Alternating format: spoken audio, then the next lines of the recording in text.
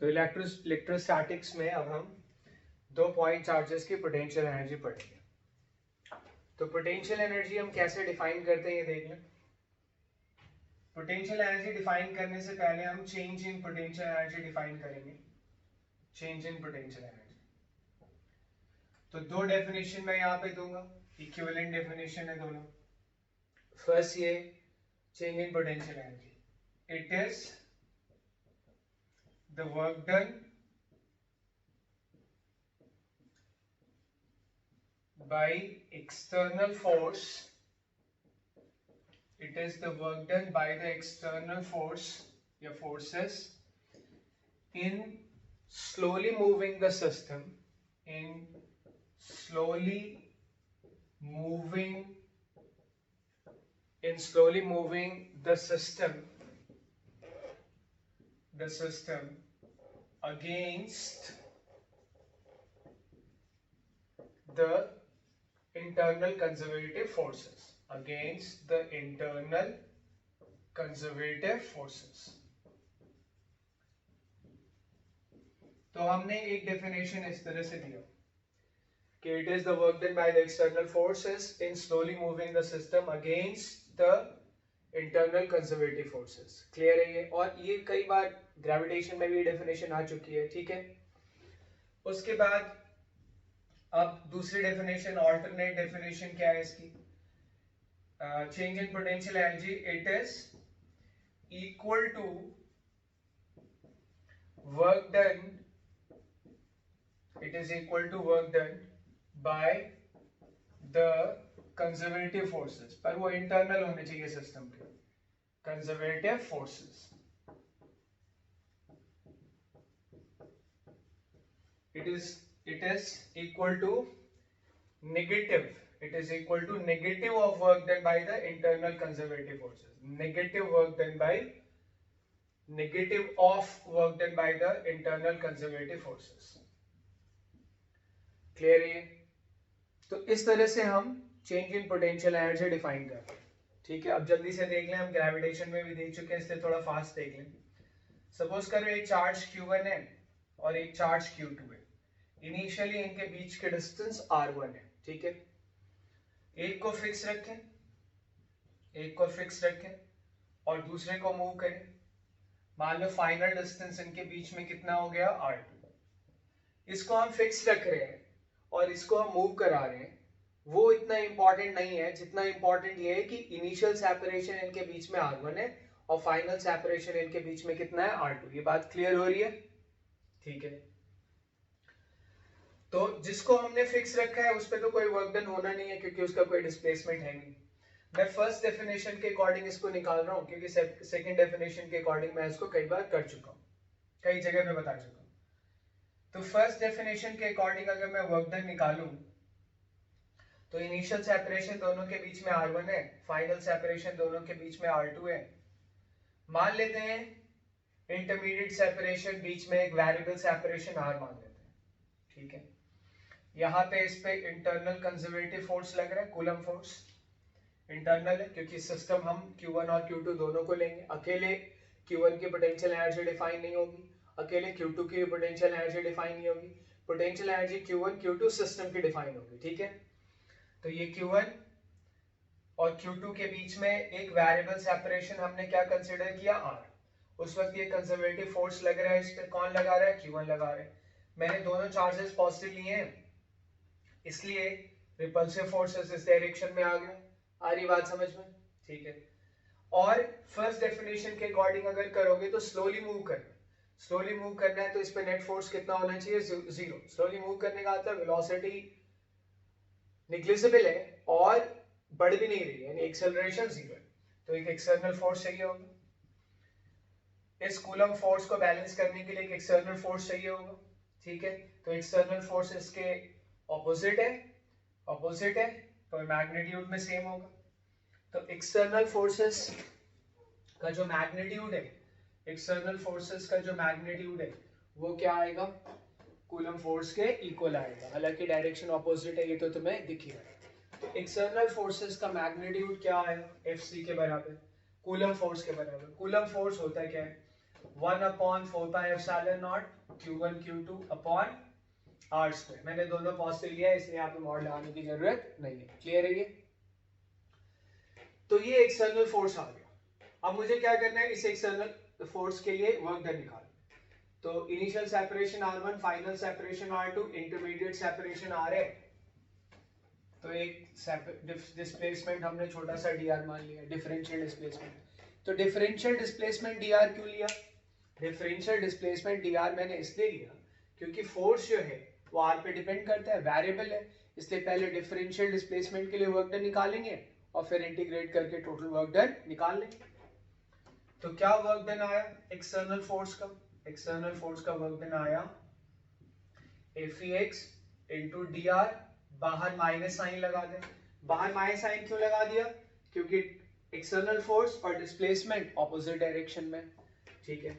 तो dw Ex is equal to external force 1 upon 4 pi epsilon naught. मैं बीच में जो मीडियम में वैक्यूम वगैरह लेके चल रहा हूँ, अभी वैक्यूम या एयर लेके चल रहा हूँ, कोई बीच में मटेरियल मीडियम कंसिडर नहीं कर रहा हूँ, वो हम बाद में देखेंगे। तो Q1 into Q2 upon R square, ठीक है, इंटू dr। आई बात समझ में? तो ये एक्सटर्नल फोर्सेस का वर्क डन आया छोटे से डिस्प्लेसमेंट dl के लिए। तो टोटल वर्क डन निकालने के लिए क्या करेंगे? टोटल वर्क डन निकालने के लिए इंटीग्रेट कर देंगे। क्या आ जाएगा टोटल वर्क डन? Wex बराबर इंटीग्रेट किया तो Q1 Q2 upon 4 pi epsilon not, बाहर ले लिया, ये कांस्टेंट है, अंदर क्या बचेगा? -1 upon R square into dr। Obviously तुम्हें इसका इंटीग्रेशन पता होगा, r को पहले जाना पावर -2 हो जाएगी, हम इसको इंटीग्रेट कर लेंगे फ्रॉम R1 टू R2। कर लेंगे, मैं तुम ढंग से इसको करके देख लो, वीडियो पॉज करो, इसका इंटीग्रेशन निकाल के देख लो, जो मैं लिख रहा हूँ वो आ रहा है नहीं आ रहा। तो work done by external force Q1 into Q2 upon 4 pi epsilon not. Clear है ये?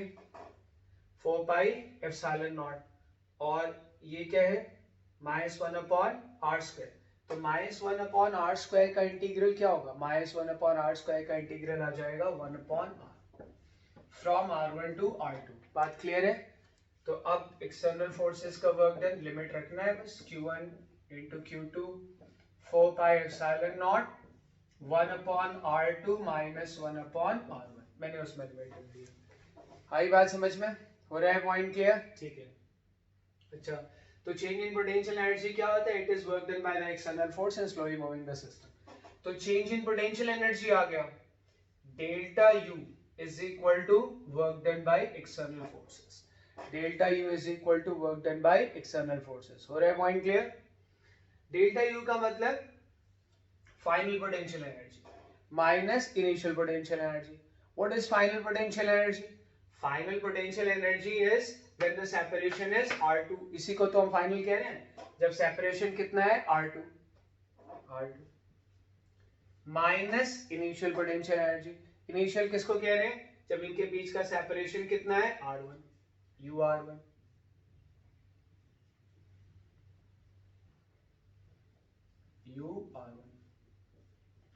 is equal to work done by the external force। तो work done by the external force यहाँ पे हमने निकाला हुआ है।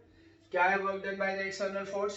Q1 Q2 upon 4 pi epsilon not 1 upon final separation minus 1 upon initial separation. तो ये आ गया हमारे पास चेंज इन पोटेंशियल एनर्जी का formula. Change in potential energy का फॉर्मूला हमारे पास ये आ गया।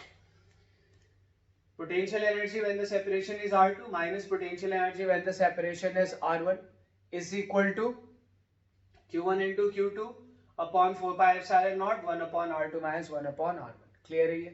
अच्छा, इसमें अगर Q1 पॉजिटिव है तो पॉजिटिव रखो, Q2 पॉजिटिव है तो पॉजिटिव रखो, नेगेटिव है तो नेगेटिव रखो, यहाँ मॉड नहीं लगाएंगे। आ रही बात समझ में? हो रहा है पॉइंट क्लियर? तो ये हमने यहाँ पे क्या निकाल लिया? चेंज इन पोटेंशियल एनर्जी का formula Q1 Q2 upon 4 pi epsilon naught 1 upon R2 यानी 1 upon final separation minus 1 upon initial separation, and this is change in potential energy। जब इनिशियली दो चार्ज पार्टिकल के बीच की डिस्टेंस कितनी है? R1। Finally distance कितना है या सेपरेशन कितना है? R2। तो ये चेंज इन पोटेंशियल एनर्जी का फॉर्मूला। अब हम यहीं से फॉर्मूला डिराइव करेंगे पोटेंशियल एनर्जी का। यहां से अब हम फॉर्मूला डिराइव करेंगे पोटेंशियल एनर्जी का, ठीक है।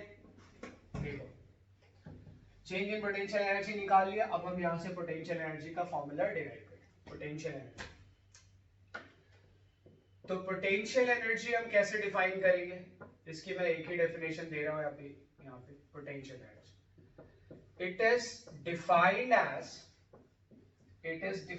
As work done by external forces. It is defined as work done by the external forces,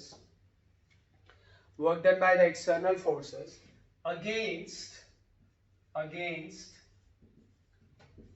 the work done by the external forces in slowly moving the system,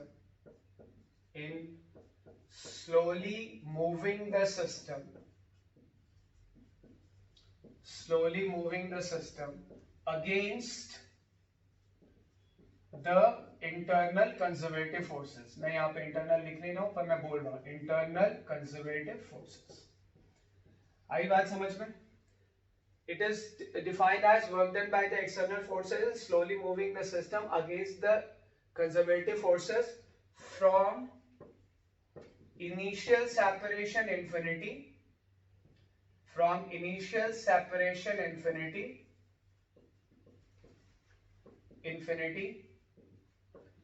to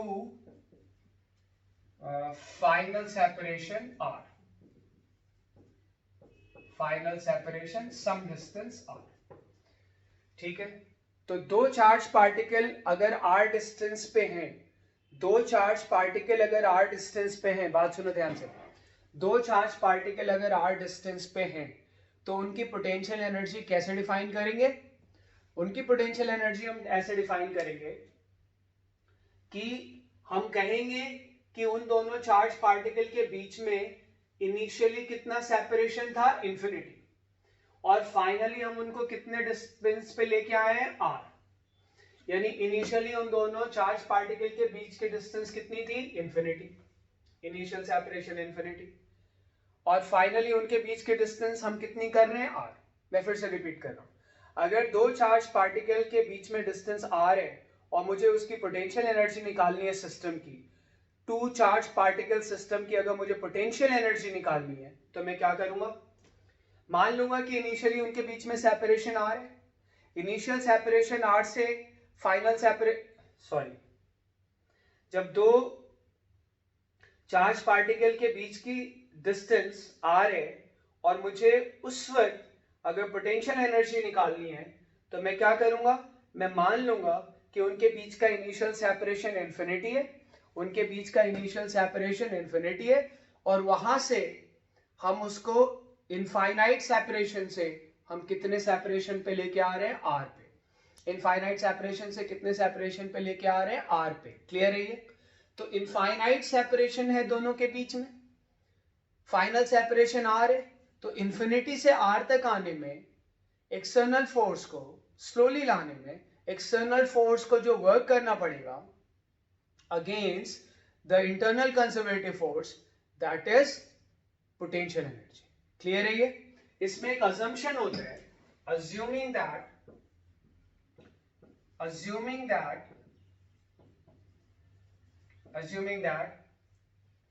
the potential energy at infinite separation, तो इतना पूरा ना बोल के मैं लिख रहा हूं, at infinity is zero, potential energy at infinity is zero। यानी जब दो चार्ज पार्टिकल के बीच में सेपरेशन इनफाइनाइट है तो हम पोटेंशियल एनर्जी कितनी मान के चल रहे हैं, जीरो। हो रहा है पॉइंट क्लियर? तो जब दो चार्ज पार्टिकल के बीच में सेपरेशन इनफाइनाइट है, पोटेंशियल एनर्जी जीरो। अब मुझे निकालना कब है, जब उन दोनों के बीच की डिस्टेंस r हो जाए, तब मुझे क्या निकालना है, एक चार्ज है q1, एक चार्ज है q2।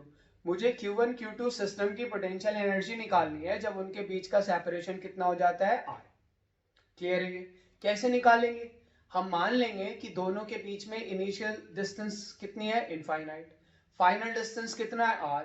तो इंफिनिटी से r डिस्टेंस तक लाने में एक्सटर्नल फोर्सेस को कंजर्वेटिव फोर्सेस के अगेंस्ट स्लोली लाने में जो वर्क करना पड़ेगा वही हो जाएगा पोटेंशियल एनर्जी। इंफिनिटी से लाने में वही हो जाएगा पोटेंशियल एनर्जी। बात समझ पा रहे हो? क्लियर है? ये जितना एक्सटर्नल फोर्स को वर्क करना पड़ेगा स्लोली लाने में, इंफिनिटी से आर तक लाने में, वही क्या हो जाएगा? Potential energy. पर इसमें एक अजम्पशन है, वी हैव अज्यूम, अजम्पशन ये है कि पोटेंशियल एनर्जी इंफिनिटी पे जीरो है। इंफिनिटी पे पोटेंशियल एनर्जी जीरो का कहने का क्या मतलब होता है कि जब दो चार्ज पार्टिकल के बीच के डिस्टेंस इनफाइनाइट है तो हमने मान लिया है कि पोटेंशियल एनर्जी जीरो है। कहीं ना कहीं तो रेफरेंस मानना ही होता है, हमने मान लिया। ठीक है, अब देखिए जरा इधर। हालांकि ग्रेविटेशन के वीडियो लेक्चर में मैंने थोड़ा ये जस्टिफाई किया था कि इंफिनिटी पे हम पोटेंशियल एनर्जी जीरो क्यों मानते हैं। ठीक है, वो तुम रिवाइज करो। तो इनिशियल सेपरेशन इंफिनिटी है ना, फाइनल सेपरेशन आर लाना है। ठीक है, एक्सटर्नल फोर्स का वर्क निकाले पहले। ठीक, तो इनिशियल सेपरेशन जो है अगर मैं उसको R1 से डिनोट करूं, इनिशियल सेपरेशन को अगर मैं R1 से डिनोट करूं तो R1 इंफिनिटी। इनिशियल सेपरेशन को अगर मैं R1 से डिनोट करूं तो R1 कितना है? इंफिनिटी। फाइनल सेपरेशन को अगर मैं R2 से डिनोट करूं, फाइनल सेपरेशन को अगर मैं R2 से डिनोट करूं तो R2R। Initial separation infinity, final separation R। और अभी हमने work done by external force निकाला। क्लियर है? क्या निकाला है work done by external force? 1 upon या Q1 Q2 upon 4 pi epsilon not 1 upon final separation minus 1 upon initial separation, यही निकाला। 1 अपॉन इंफिनिटी क्या हो जाएगा? 0। तो work done by external force क्या आ गया? Q1 Q2 upon 4 pi epsilon not. तो इंफिनिटी से आर सेपरेशन तक लाने में, एक्सटर्नल फोर्स को स्लोली लाने में इतना वर्क करना पड़ा। क्लियर है ये? अब अगर इंफिनिटी से आर सेपरेशन तक लाने में इतना वर्क करना पड़ा है, ठीक है, तो अब हम पोटेंशियल एनर्जी निकालें। हमें पता है कि change in potential energy, final potential energy minus initial potential energy, final separation R2 initial separation R1, change in potential energy होता है work done by external force. Change in potential energy होता है work done by the external force. Point clear है? अभी अभी पढ़े। ठीक है, अब यहां पे फाइनल सेपरेशन R है, इनिशियल सेपरेशन इंफिनिटी है, work done by external force. तो change in potential energy is work done by external force. U infinity हमने कितना अज्यूम किया, यानी जब उनके बीच की डिस्टेंस इंफिनिटी है तो पोटेंशियल एनर्जी को क्या अज्यूम किया है? 0। तो UR इज इक्वल टू, ये 0 हो जाएगा, work done by external force. तो देखो, potential energy at the separation R is equal to work done by the external force. इसमें अजम्पशन क्या है? इसमें अजम्पशन है कि हम स्लोली मूव करेंगे। क्लियर है ये? क्योंकि ये वर्क डन का फॉर्मूला मैंने लगाया है जो अभी डिराइव किया था, तो वर्क डन का जो फॉर्मूला मैंने लगाया है जो अभी डिराइव किया था उसमें स्लोली मूव करने की तो कंडीशन थी। तो ये स्लोली मूव करने की कंडीशन के लिए तो ये वर्क डन का फॉर्मूला आया था। ठीक है, तो potential energy at the separation R between the two charge particles is equal to work done by the external force. हो रहा है पॉइंट क्लियर? पोटेंशियल एनर्जी जब सेपरेशन R है is equal to work done by the external force from bringing it infinity to the separation R slowly। Clear है ये? against the conservative force। बहुत बार हो गया, लिख लें सीधा सीधा। तो potential energy at infinity is equal to work done by the external force। कितना आया? Q1 Q2 upon 4 pi epsilon not R। ये आ गया पोटेंशियल एनर्जी का फॉर्मूला।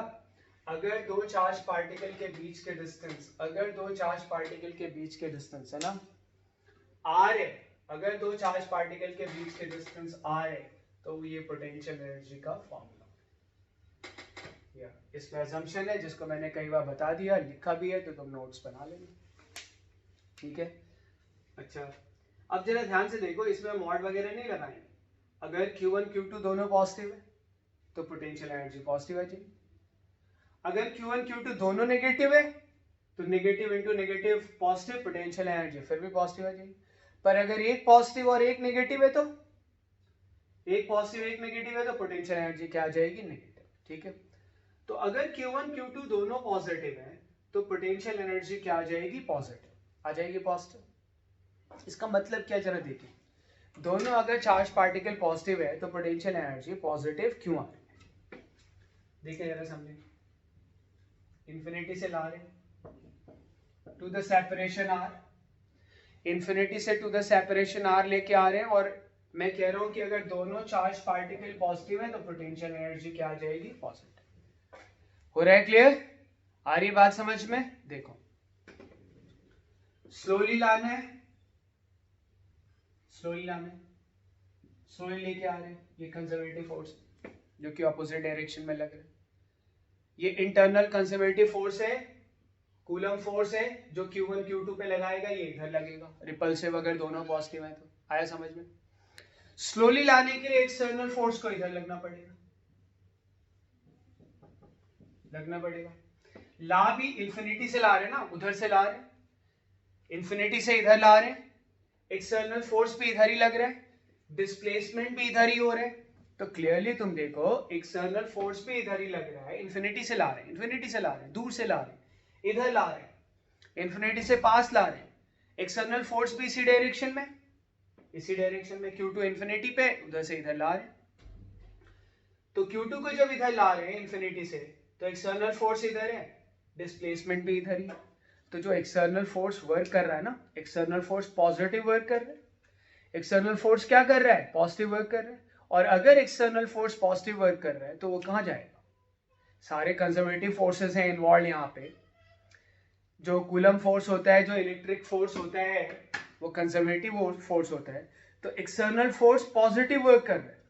अगर Q1 Q2 दोनों पॉजिटिव है तो एक्सटर्नल फोर्स क्या कर रहा है? पॉजिटिव वर्क कर रहा है। तो उसका पॉजिटिव वर्क कहां जाएगा? सिस्टम में पोटेंशियल एनर्जी में स्टोर हो जाएगा। इसीलिए जब दोनों चार्ज पॉजिटिव है तो पोटेंशियल एनर्जी क्या आ रही है? पॉजिटिव। और एक पॉजिटिव और एक नेगेटिव होगा तो क्या होगा? सपोज करो ये नेगेटिव, इंफिनिटी से ला रहे हैं यानी उधर से इधर ला रहे हैं, इंफिनिटी से ला रहे हैं यानी उधर राइट से लेफ्ट की तरफ लेके आ रहे हैं। हो रहा है क्लियर? आ रही बात समझ में? तो एक पॉजिटिव और एक नेगेटिव है, तो तुम देखो जो इंटरनल कंजर्वेटिव फोर्स है, जो Q1 Q2 पे फोर्स लगा रहा है, जो Q1 Q2 पे फोर्स लगा रहा है, वो इधर लगा, अट्रैक्ट करेगा, करेगा अट्रैक्ट। तो एक्सटर्नल स्लोली आने के लिए एक्सटर्नल फोर्स किधर लगाना पड़ेगा? स्लोली आने के लिए एक्सटर्नल फोर्स इधर लगाना पड़ेगा, एक्सटर्नल फोर्स इधर लगाना पड़ा हमें। आ रही बात समझ में? वो एक्सटर्नल फोर्स है, थोड़ा रिफ्लेक्शन में नहीं दिख रहा है पर ये एक्सटर्नल फोर्स है। क्लियर है? तो ला रहे हैं उधर राइट से लेफ्ट की तरफ। अब Q1 उसको अट्रैक्ट कर रहा है, स्लोली लाने के लिए एक्सटर्नल फोर्स टुवर्ड्स राइट लगाना पड़ेगा, और ला किधर है? लेफ्ट की तरफ।